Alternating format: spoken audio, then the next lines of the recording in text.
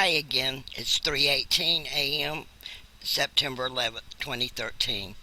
I have another breaking news story for you. Chemical attack with Syria, rebel provocation, former hostages say. Two Europeans who were abducted and held hostage for several months in Syria claimed they overheard an exchange between their captors, which proves that rebels were behind the recent chemical attack. In a number of interviews to European news outlets, the former hostages, Belgian teacher Pierre Piscinin and Italian journalist Domenico Corric, said they overheard an English language Skype conversation between their captors and other men, which suggested it was rebel forces, not the government, that used chemical weapons on Syria's civilian population in an August 21 attack near Damascus. It is our moral duty to say this. The government of Bashar al Assad did not use sarin gas or other types of gas in the outskirts of Damascus, Piscinin said during an interview with Belgium's RTL radio station. Piscinin stressed that while being held captive, he and fellow prisoner Carrico were secluded from the outside world and had no idea that chemical weapons were deployed. But the conversation which both men overheard suggested that the use of the weapons was a strategic move by the opposition aimed at getting the West to intervene. In this conversation, they said that the gas attack on the two neighborhoods of Damascus was launched by the rebels as a provocation to lead the West to intervene militarily. Corrico told Italian's La Stampa, "We were unaware of everything that was going on during our detention in Syria, and therefore also with the gas attack in Damascus." While stating that the rebels most likely exaggerated the accident's death toll, the Italian journalist stressed that he could not vouch whether the conversation was based on real facts.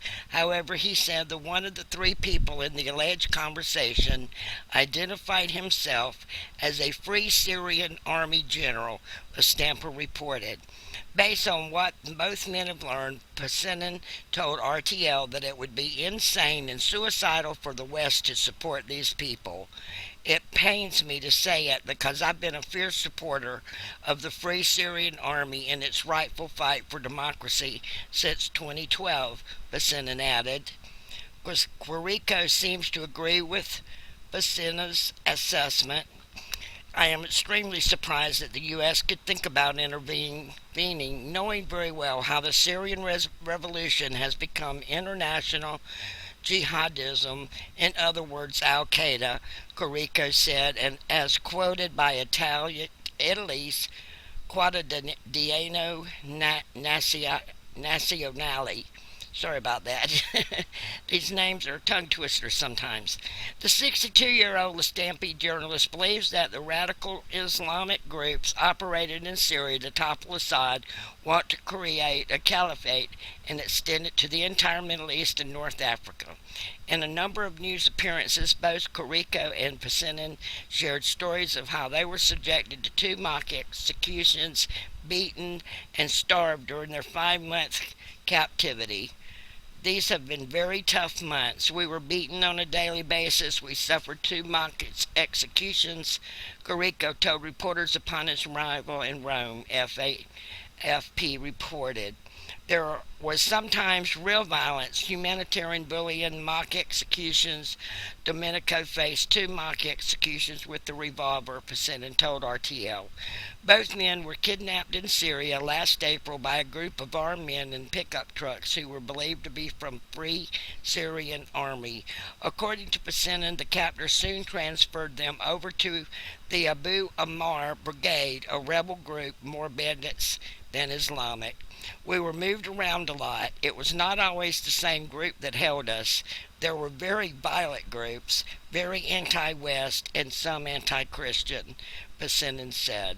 Both men tried to escape twice, but their attempts were unsuccessful, prompting the rebel group to punish them for their actions. The Italian government announced on Sunday that both men had been freed after Rome intensified negotiations with the rebels for the release of the prisoners ahead of an anticipated U.S. strike on Syria. Another 13 journalists are still believed to be missing in Syria, according to Reporters Without Borders. This has been a report by about the chemical attack on Syria rebel provocation, which former hostages say, brought to you from RT News. Thanks for watching and have a good day. I'll try to keep you updated as best I can. Take care. Bye bye.